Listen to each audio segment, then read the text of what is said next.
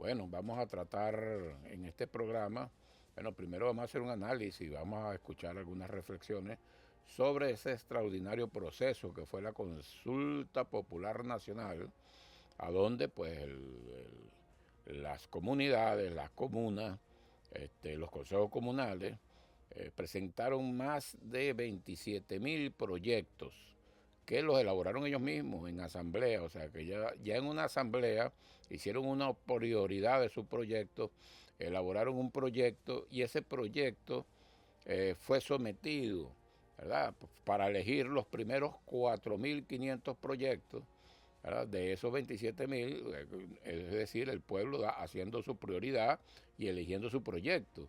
Pero además de eso, va a ser el mismo pueblo el que va a ejecutar ese proyecto y va a ser la Contraloría Social sobre ese proyecto. Bueno, la verdadera democracia participativa y protagónica. Ahí entre las 7 T que habla el presidente Nicolás Maduro, es decir, las 7 transformaciones, bueno, está la quinta, que es la transformación política.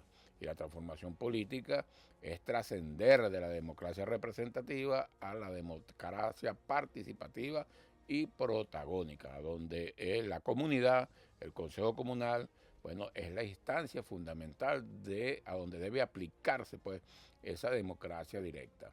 Vamos a escuchar una reflexión del día de ayer del presidente Nicolás Maduro, cara, en su programa, a donde dice, fíjense, vamos avanzando hacia esa verdadera democracia directa y participativa, donde, bueno, nos dice que esa consulta debe hacerse casi que trimestralmente. Escuchemos la reflexión del presidente Nicolás Maduro. Yo creo que estas consultas, en esta nueva etapa que se abra, hay que hacerlas a nivel nacional por lo menos una vez por trimestre, para que las comunidades puedan agregar cada trimestre un proyecto prioritario. Esto es lo más hermoso que nosotros podemos hacer.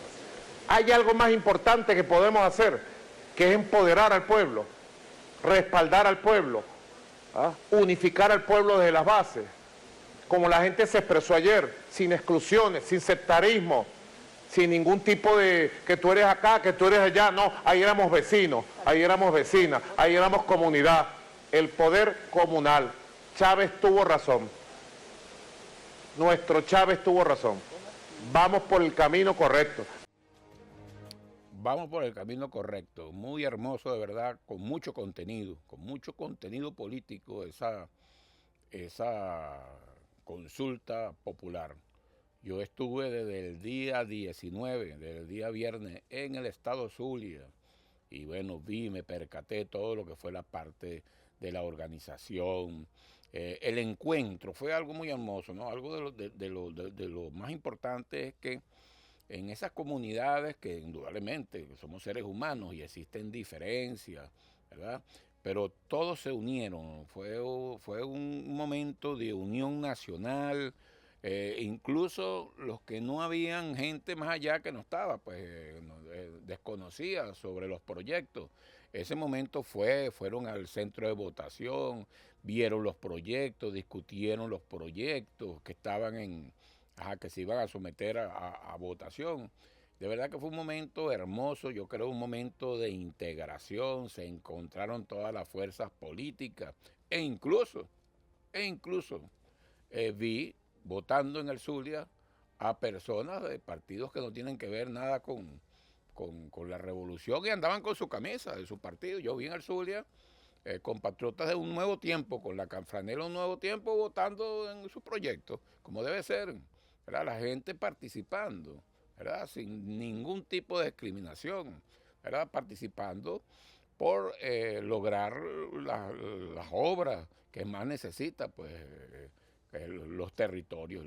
Vamos a escuchar entonces, pero que sea la misma gente, pues vamos a escuchar algunos testimonios muy importantes. Nuestro pueblo es sabio, ¿no? Usted cuando lo escucha hablar, cuando le dan la oportunidad de que se expresa de una manera sencilla, clara, bueno, espontánea y hermosa.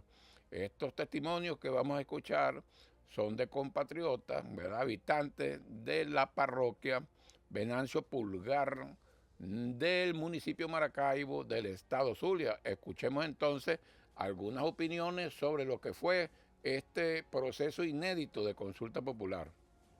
Hacemos este contacto desde el estado Zulia. Estamos en la parroquia Venancio Pulgar, una populosa parroquia donde mayoritariamente habita la comunidad indígena Wayuu. Vamos a conversar con parte de los que hacen vida acá. Me dice su nombre y su apellido. Bueno, la importancia de esta gran consulta nacional. Andrés Velandria. En la parroquia Venancio Pulgar, que la integran 30 comunas y más de 162 consejos comunales.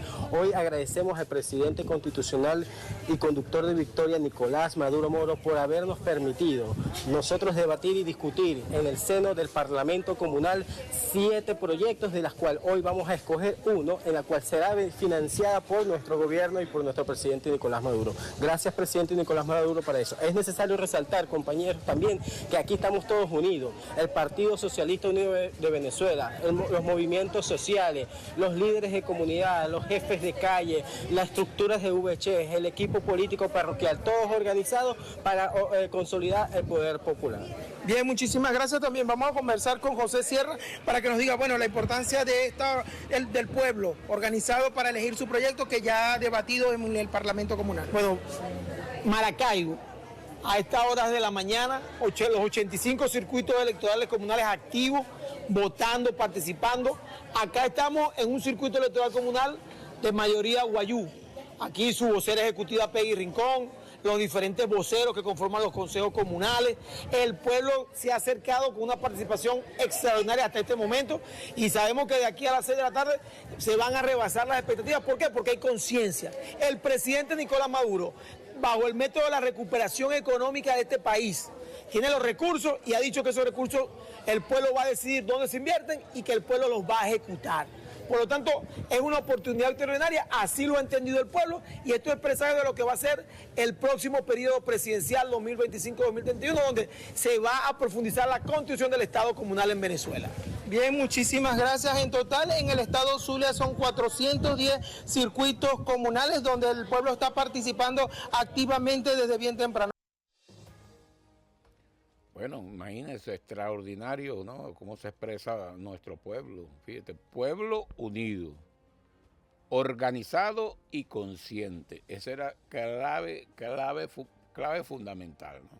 Que se está logrando. Pueblo unido, organizado y consciente. Esa era la fórmula Chávez. Chávez decía que un pueblo unido, organizado y consciente es invencible, ¿no? Y además luchando por las reivindicaciones de su territorio, de su comunidad, de su barrio. Fíjense otro contenido muy importante ahí de esa consulta y de esta opinión, estos testimonios de esa parroquia de Maracaibo, ¿verdad? Venancio Pulgar es de mayoría, la población de mayoría indígena, de mayoría Wayuu, ¿no? Estando en Maracaibo, excluido. El único que tomó en cuenta acá a la población indígena fue Hugo Chávez. Incluso yo fui constituyente del 1999, la que redactó la Constitución de la República Bolivariana de Venezuela. Y ahí se oponían a reconocer, ¿verdad? La derecha que estaba ahí presente, tenía sus cuantos representantes, ¿no? Olavarría era uno, Jorge Olavarría, que en paz descanse, pero se oponía rotundamente al reconocimiento de las tradiciones de los pueblos indígenas, de que se respetaran, de sus territorios, todo eso. Bueno, todo eso lo reconoce la revolución bolivariana. Y estamos avanzando ¿hacia dónde? Hacia esa democracia directa, democracia participativa, democracia protagónica. Ahora, ¿qué opinan? Hubo unos veedores internacionales que vieron el proceso, quedaron asombrados de lo que aquí vieron, porque bueno, las noticias que llegan afuera del exterior es que aquí estamos en guerra y que es una dictadura y dictadura para acá y dictadura para allá. No, es un ejercicio de democracia directa, que las élites odian esa democracia directa. ¿Qué pasaría? ¿Qué es lo primero, el primer elemento o la primera tarea que se plantean las élites para circular en el poder? De eso hay toda una teoría, ¿verdad? Gaetano Mosca, Wilfredo Pareto, es la despolitización de las masas. La invisibilizan, o sea, no existen. Hay que recordar lo que aquí pasó, lo que pasa que han transcurrido los años en la Cuarta República. Ese pueblo no tenía derecho a nada, no podía protestar. Si salía a la calle le caían a peinillazo. Había una peinilla que le quitaban el pellejo de la espalda. Cuando le zampaban el peinillazo, se doblaba así, ¡pam! Y le daban. Ajá. Y bueno, y tenía un gobierno títere, que ese es el objetivo fundamental por el cual ha dominado el imperio, ¿verdad? Sobre todo en Latinoamérica, es colocando gobernantes títeres que le dan la soberanía la ponen al servicio de los intereses, en este caso, de los Estados Unidos, y entonces empiezan a decir, ¿verdad?, que ellos dominan la mediática mundial, que es extraordinaria. Venezuela era un ejemplo de democracia y el pueblo no existía. Las decisiones las tomaba lo que era la élite del poder, ¿verdad?, reunida, y tenía derecho de voto. El pueblo, lo dicen ellos mismos. Vamos a traer para el próximo programa las citas esas famosas de que ellos mismos, en el año 98, principio del 99, decían que el gran error de lo que fue el pacto de Punto Fijo, lo decía mi elemento de la misma derecha, es apartar totalmente al pueblo de las decisiones políticas. No existía, el pueblo no existía.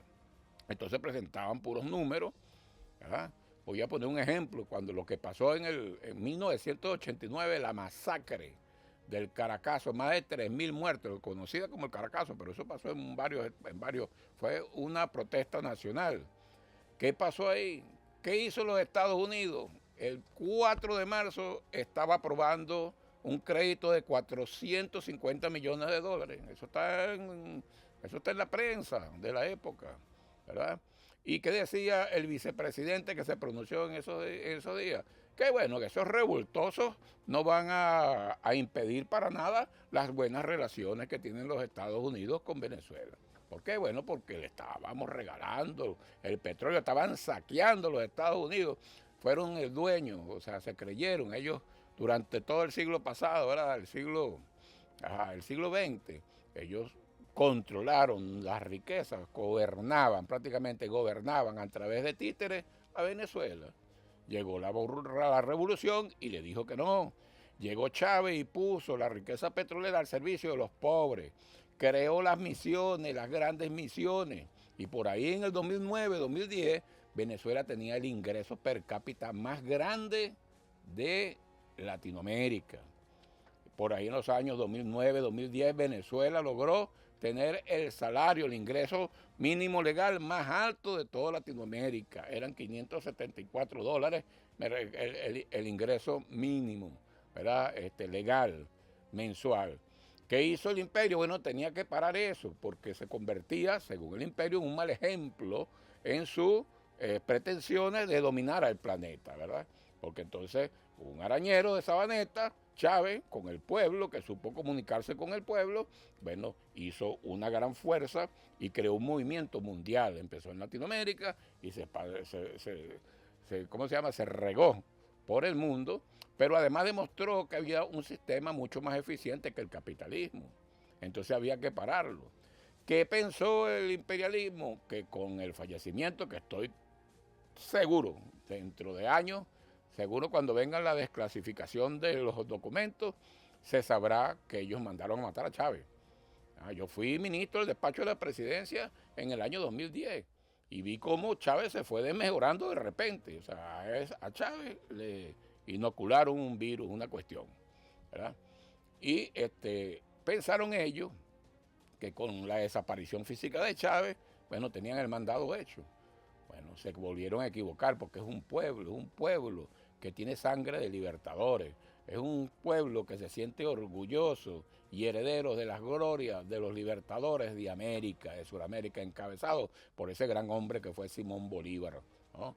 Que cruzó con el pueblo en armas, porque ¿cuál era el ejército libertador? El ejército libertador era miliciano, era hombres, ¿verdad?, que con la voluntad de lucha, que fueron apegados a una idea, a la idea libertaria, ¿verdad?, de Simón Bolívar, y traspasaron nuestra frontera no para someter pueblos, sino para libertarlos. Esa es nuestra herencia y eso está en nuestros genes. Por eso es que, bueno, que el imperio nos ataca tanto, pero nosotros vamos a vencer, vamos a superar todo. Ya hemos conseguido la fórmula y bueno, con nuestro pueblo que siempre ha sido soberano y libre, siempre ha luchado por su soberanía y su libertad, bueno, vamos a seguir adelante. Pero fíjense lo interesante de la consulta popular, ¿no? De esa unidad del pueblo, ¿verdad? Unida pues en una causa, ¿verdad? En bienestar del colectivo, con conciencia. Fíjense cómo se expresa este veedor internacional, de nombre Fernando. ¿Qué nacionalidad tendrá? ¿Ah? Español.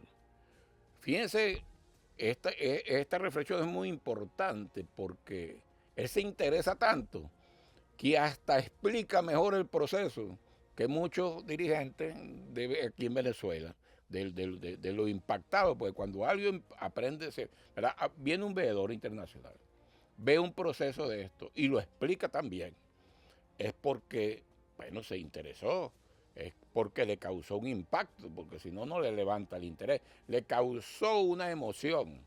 En la comunicación política moderna sabemos que aquellas cosas que quedan en la mente de los seres humanos son aquellas que le han causado una carga de sentimiento importante, o sea, que le ha llegado, que lo ha impactado. Entonces vamos a escuchar cómo Fernando, Fernando Casado, ¿verdad? Español, explica este proceso y cómo lo impactó, cómo lo ve. Escuchémoslo. ¿Esto se ha visto o tú lo has visto en otra parte del mundo? No, ¿Es algún proceso inédito, no? esto no lo he visto en ningún lado, ¿no?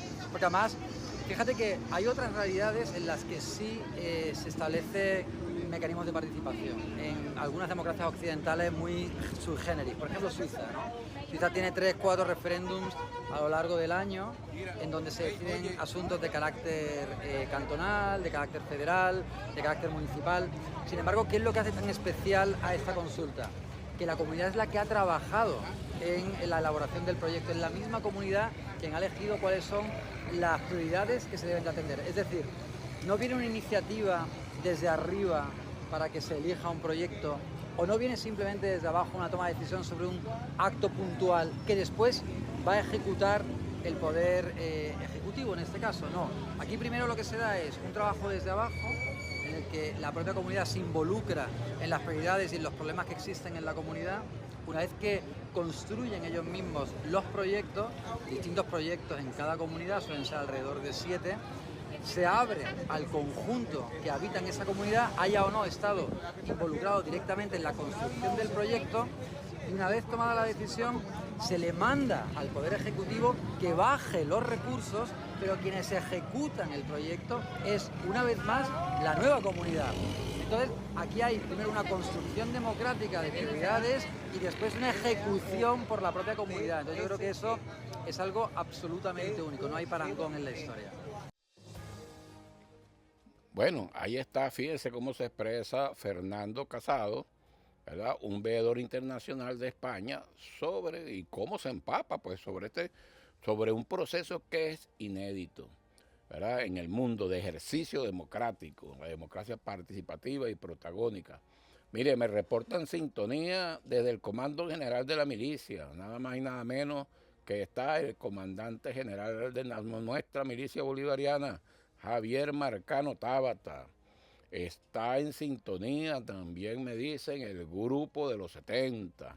¿Cuál es el grupo de los 70? Bueno, son los responsables de la defensa integral de los 24 estados, ¿verdad? Y de 46 municipios más habitados del país, ¿verdad?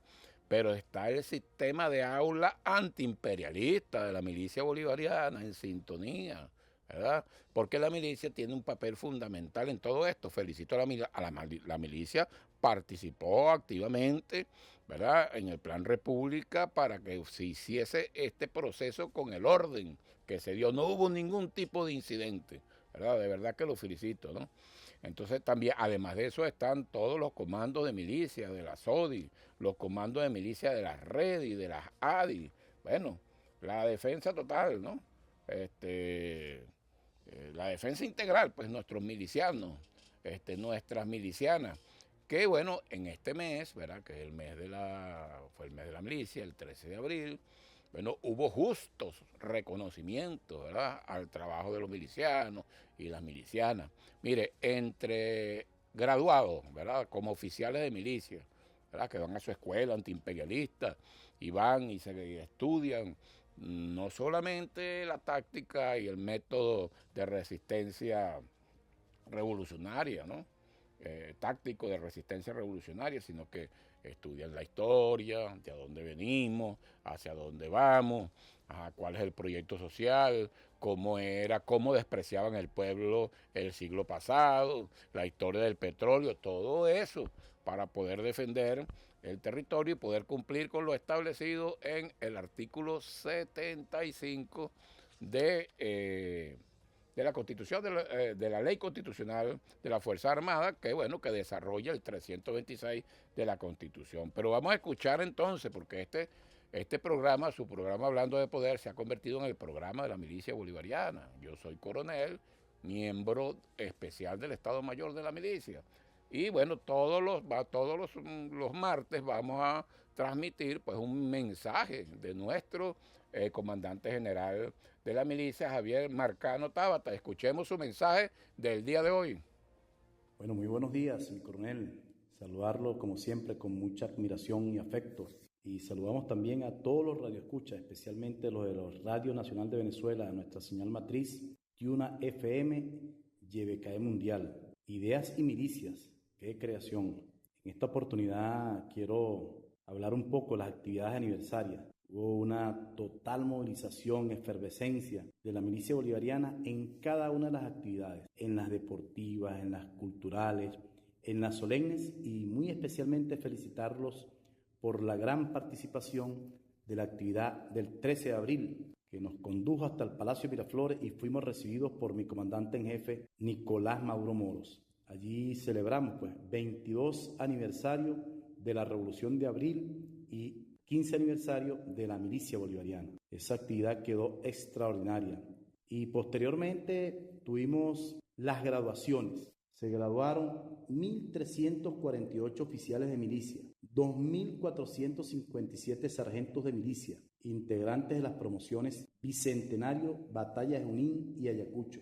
Asimismo, cumplidos los requisitos establecidos en la Ley Constitucional de la Fuerza Armada Nacional Bolivariana, en su artículo 132, ascensos, con 303 oficiales de milicias ascendidos, 4.880 sargentos de milicia, y este próximo sábado se esperan que 50.263 tropas de milicia, distinguidos, cabos segundos y cabos primeros de milicia, sean ascendidos a la jerarquía inmediata superior. En total, 59.251 milicianas y milicianos que han sido graduados y promovidos. Todo esto en el marco de la celebración del 15º aniversario de la milicia bolivariana.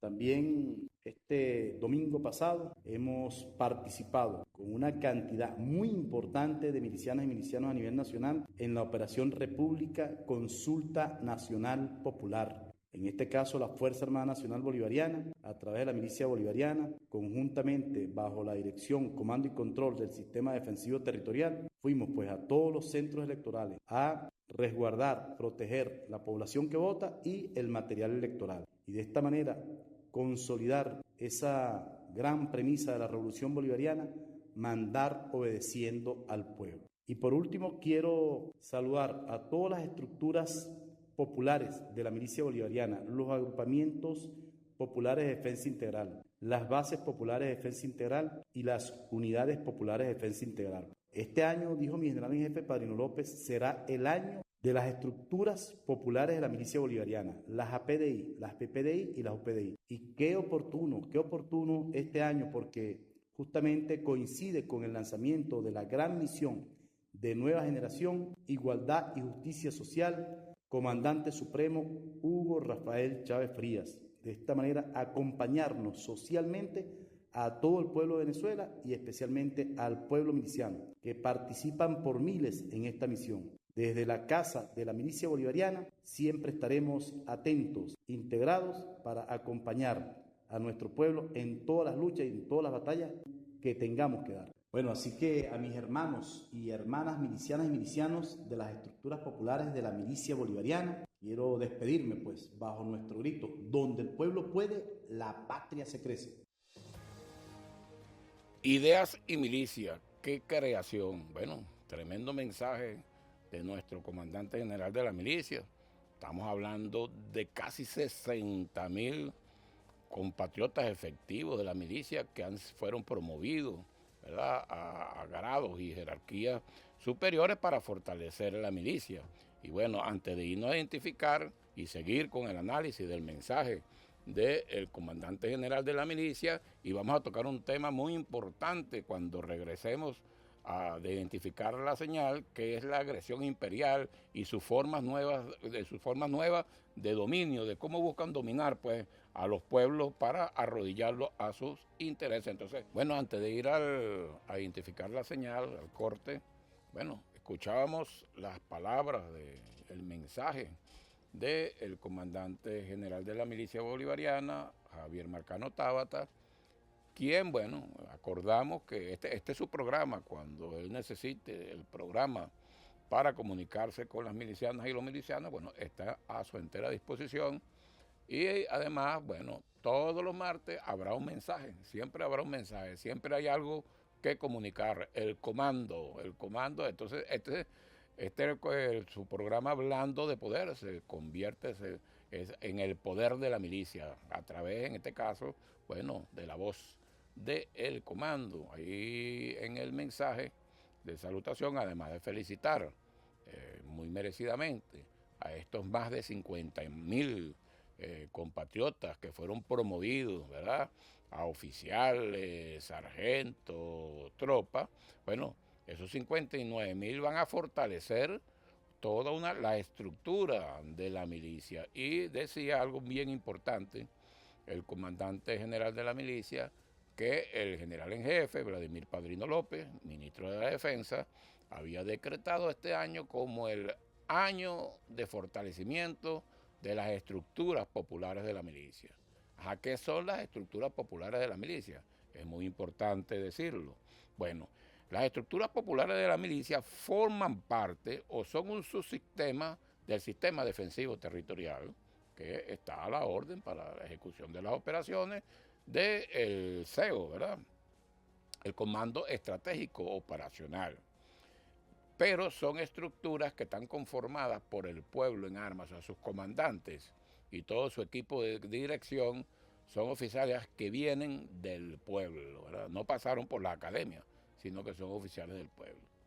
¿Cuál es ese escalón? Bueno, el sistema defensivo territorial, ¿verdad? Están las regiones de defensa integral, ¿verdad? Están las zonas de defensa integral, que es una por cada estado.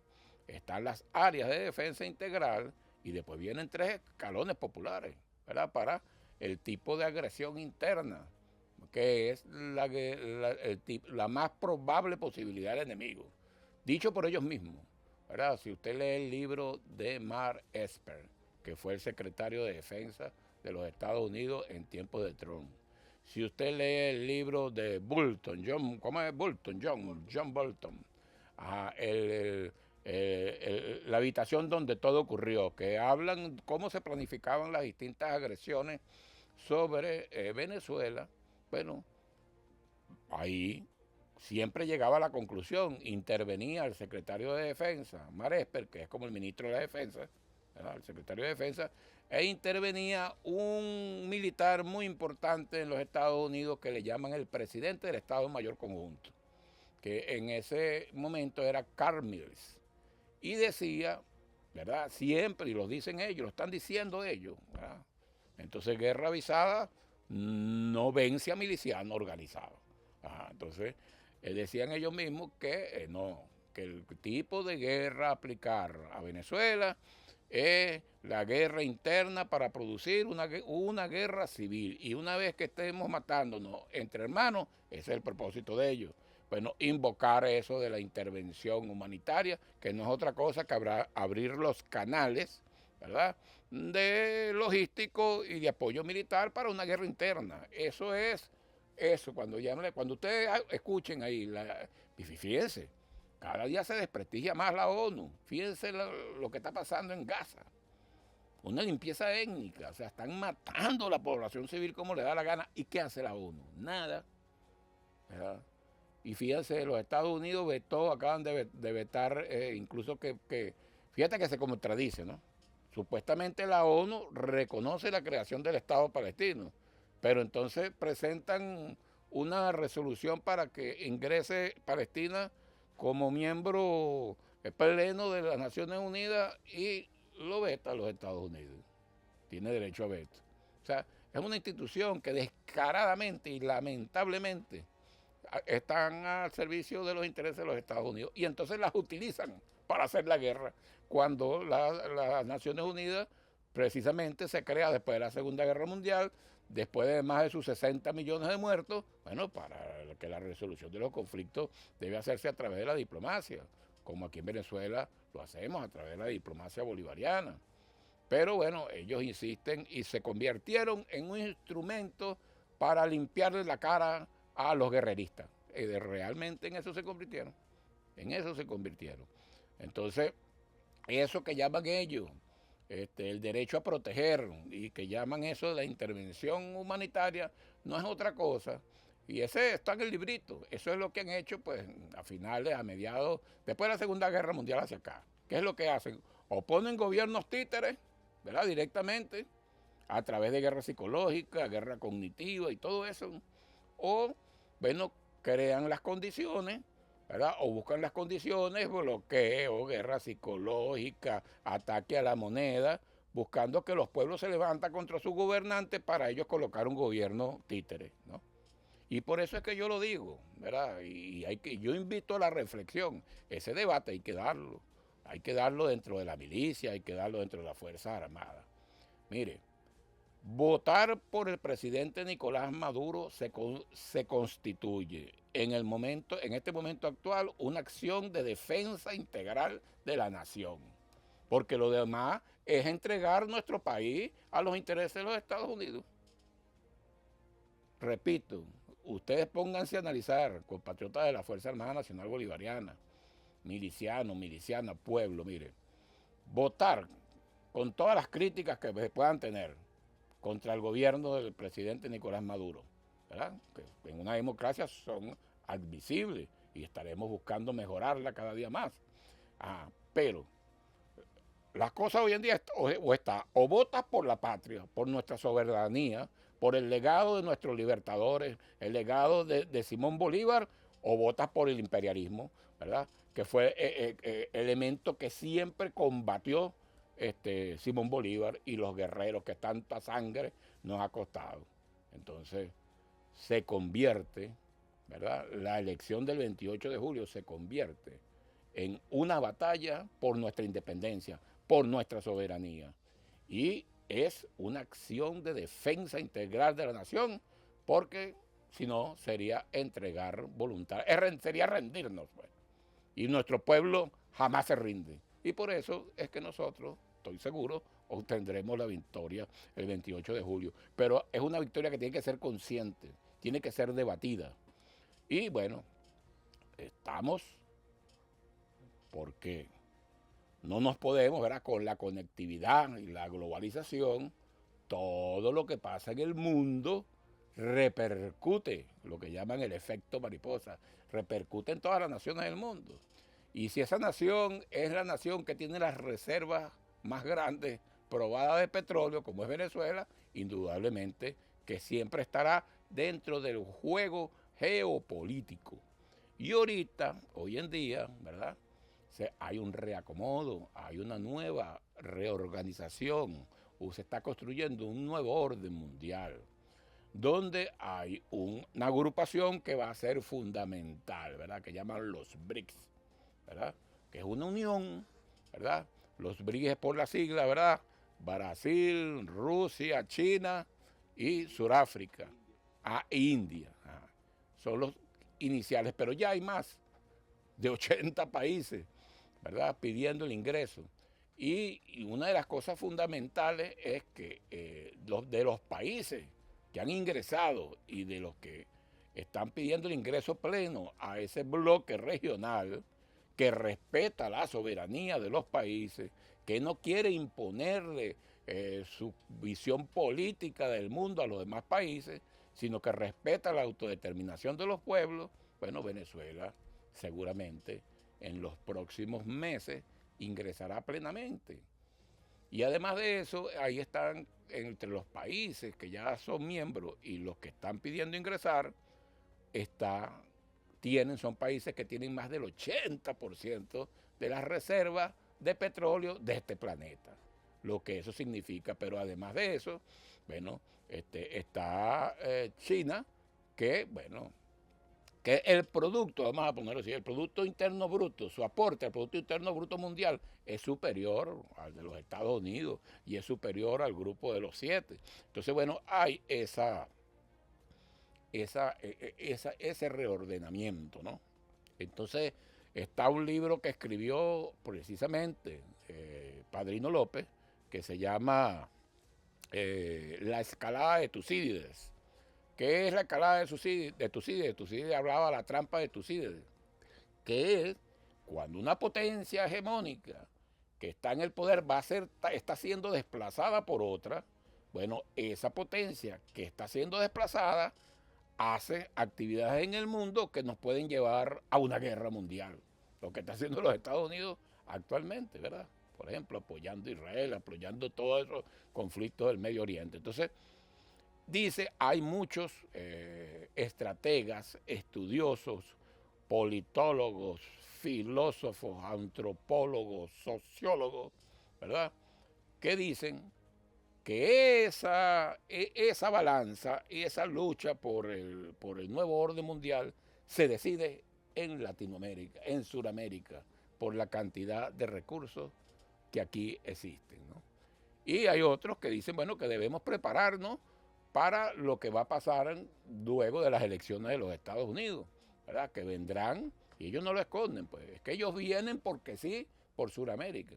Entonces lo tratan de hacer colocando gobiernos títeres. Y si no, tratan de crear guerras internas, ¿verdad? Entonces, nuestra milicia bolivariana, que es uno de los principales radioescuchas de este programa, hablando de poder, debe estar consciente de ese tipo de conflicto que está a la puerta, ¿verdad?, que ya lo estamos viviendo, porque ese tiene varias formas, ¿no? Lo decía ¿cómo se llama?, el coronel McWarren, que dice, bueno, está la primera forma, que es la guerra indirecta, que es un nivel. Él habla de los niveles de conflicto. La guerra indirecta es que usa a agentes nacionales como agentes de guerras, ¿verdad? Estos políticos que estamos viendo. Ese candidato por ahí que nadie conoce, ¿verdad? Ese que habló mal de las mujeres, que habló mal de los indígenas, que habló mal de los afrodescendientes, eso que tiene un comportamiento racista. Ese es el candidato de los Estados Unidos, es el candidato títere para acabar con los pobres, para acabar con la... Cuando yo digo acabar con los pobres es terminarlos, o sea, terminarlos de matarlos con hombres, no de acabar con la pobreza. Y bueno, y ponerle a toda Venezuela en bandeja de plata. Pero entonces aquí se va a dar, sin duda alguna, un conflicto para el cual debemos estar preparados, ¿verdad?, de la defensa de nuestro territorio, de la defensa de nuestra soberanía, de la defensa de nuestra autodeterminación. Y sobre eso nos habla un compatriota, ¿verdad?, de la Patria Grande, Ramón Grosfoguel, que es filósofo, antropólogo, sociólogo, PhD, doctor, y da clases en las universidades, en múltiples universidades de los Estados Unidos. Bueno, vamos a escuchar qué nos dice sobre esa agresión imperial. Yo creo que la principal amenaza que tenemos, al menos en América Latina, es que viene una nueva escalada del imperialismo, porque el imperialismo ha perdido sus batallas en África, en el Medio Oriente, en Asia, recolonizó Europa, y ahora ¿para dónde van? Vienen para acá, ya están acá, ya comenzó la nueva escalada del imperio. ¿Para qué?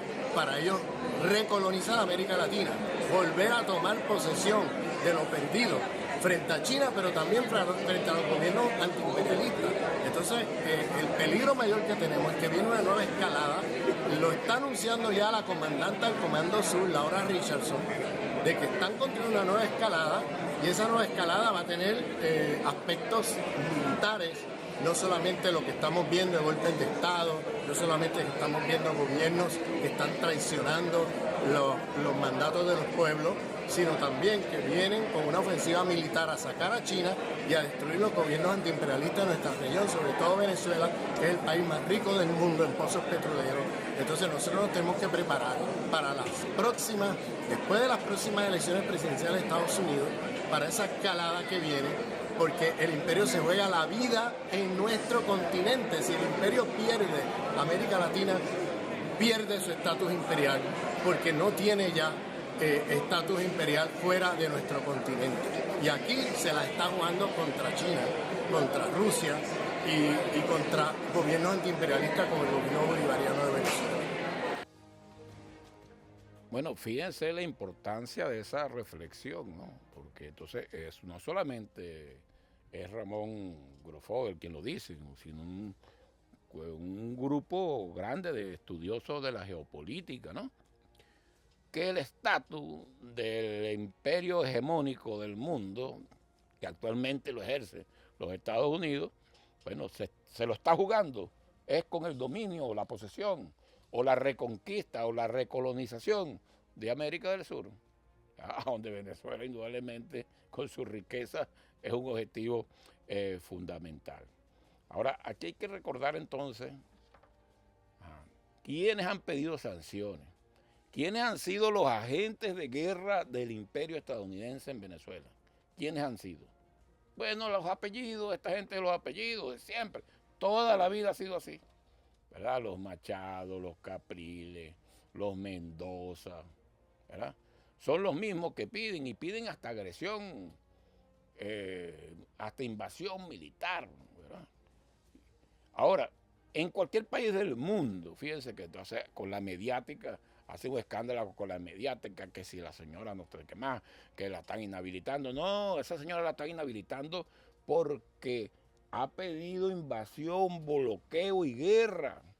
Llegó hasta el punto que representó a un país extranjero. ¿En qué? ¿En la OEA fue? Ajá, en Panamá, en la OEA, para pedir que activaran el TIAR, es decir, que invadieran Venezuela, pues. En cualquier país del mundo, alguien que haga eso, bueno, es acusado inmediatamente de traición a la patria. Eso es un delito que está en el derecho comparado, existe en las constituciones, en las leyes, en los códigos penales de los países. Imagínese usted, vamos a poner un ejemplo aquí. Imagínese usted que un representante, un senador de los Estados Unidos, vaya a un foro mundial y entonces represente otro país en el foro mundial y le pida a China y a Rusia que invadan los Estados Unidos y que ataquen objetivos estratégicos, puertos, refinerías. ¿A qué le pasaría a ese señor cuando vuelve y toca y aterriza el avión y se baja ahí en los Estados Unidos? Silla eléctrica se lo van a llevar y lo van a sentenciar y le van silla eléctrica o inyección letal, pena de muerte. Y ese señor puede llegar ahí y entonces decir que ahora va a competir para ser presidente o presidenta. Y pues no lo va a permitir. Entonces sí, aquí sí. Usted se convierte a alguien que se quiera convertir en un agente de guerra del imperio estadounidense, y entonces aquí, porque a los Estados Unidos le da la gana, que ella tiene que ser la presidenta o tiene que ser presidente. Negativo, aquí manda el pueblo. Ahora, fíjense, cosas como esta han pedido esos candidatos y esas candidatas. Por eso es que yo repito y digo que votar por el presidente Nicolás Maduro este 28 de julio es defender la paz, es defender la soberanía.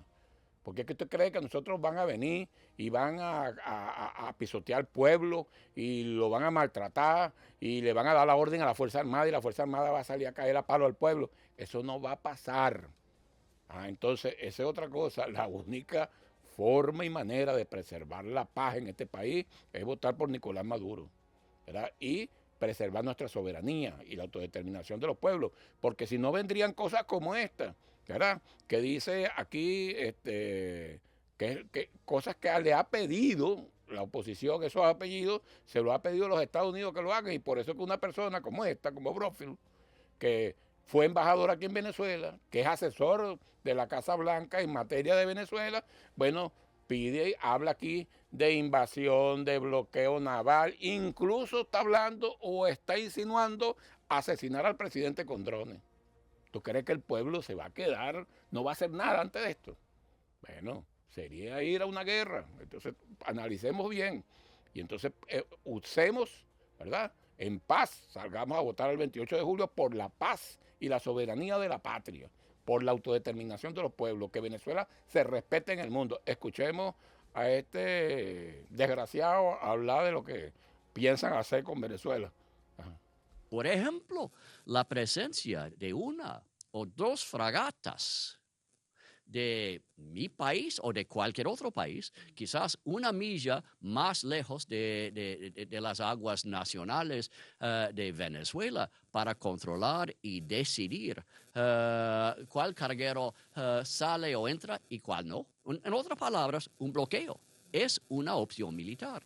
O hay un comando en las Fuerzas Armadas de los Estados Unidos hoy que se llama el Comando Cyber Command. Ellos tienen la capacidad de hacer ciberataque, de eliminar la capacidad de comando y control de Fuerzas Armadas o de seguridad de otros países. Esa es una opción militar.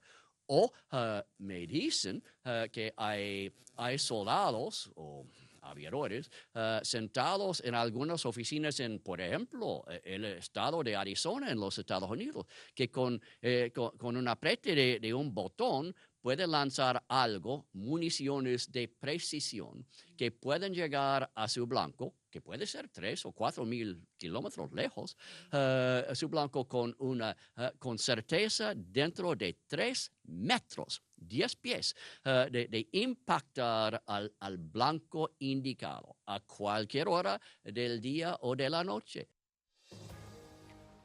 Bueno, eso lo dice Bromfield, porque desde aquí se lo han pedido, ¿verdad? Se lo han pedido esta gente que pretende llegar a ser presidente. Imagínense ustedes, ahí este señor Bromfield, o presidenta, ese señor Bromfield, habla de 3 cosas. Habla de un bloqueo naval, ¿verdad? Habla de algo que ya lo dice, ya lo comprobó, fíjese, el apagón general que hubo, ¿en qué año fue eso? En el 19. Tanto el libro de Mark Esper, que era el secretario de Defensa de los Estados Unidos, como el de Bolton, que nada más y nada menos era el secretario del Consejo de Seguridad Nacional de los Estados Unidos, dicen que eso fue causa de un ciberataque, que es lo que está hablando, que es lo que está diciendo Bromfield ahí. Está hablando de bloqueo naval, está hablando de ciberataque a los servicios estratégicos públicos, como es la electricidad, como ya ocurrió en el 2019, confesado por ellos mismos, ¿verdad? Pero el tercero está hablando ataques selectivos con drones. ¿A qué? A personas. Ahí está insinuando el asesinato al presidente Nicolás Maduro. Es lo que está insinuando ahí. Y nosotros vamos a permitir eso. Entonces, por eso es que la forma más efectiva y más fácil, ¿verdad?, porque no tendríamos que ir a las armas, es ir el 28 de julio a votar por el presidente Nicolás Maduro. Porque lo otro sería al tantito nomás a los días que cuando empiece la arremetida, porque vendrían por todo, ya eso incluso lo contrataron. Vendrían no solamente por la alta dirigencia, vendrían por los dirigentes de base, en los barrios. Eso contrataron, ahí está el señor, el contrato del señor, ¿cómo se llama? De Cybercop. Goudreau. Más de un año para exterminar a la dirigencia chavista de los barrios. Entiéndase. Equipos de VC, equipos de comunidad, equipos de calle. No quedarían, irían por toda esa estructura, ¿verdad? Bueno, ¿cómo podemos impedir eso? Saliendo masivamente a votar el 28 de julio por el presidente Nicolás Maduro. Ahora seguimos reflexionando. Mira, ya nos pusimos demasiado, pero bueno, Seguimos con este tema que es sumamente importante. Vamos a escuchar a la jefa del Comando Sur para que vean, bueno, esa acción guerrerista que impulsada por los apellidos, porque nada de eso se atrevería a hacer los Estados Unidos si no tuviese agentes de guerra aquí. Eso de los apellidos, eso que pretenden ser. Ya tienen un candidato. ¿Quién eligió ese candidato? Ese candidato que está por ahí, que no lo vamos ni a nombrar. Pero ¿quién eligió el candidato de la oposición? De una de las oposiciones. Los Estados Unidos, ese tipo que inmundo, como que es ese que habla como cosas inmundicias de los negros, de los afrodescendientes, de las mujeres. Pero escuchemos a la jefa del Comando Sur, la señora Richardson, ¿cómo es que se llama?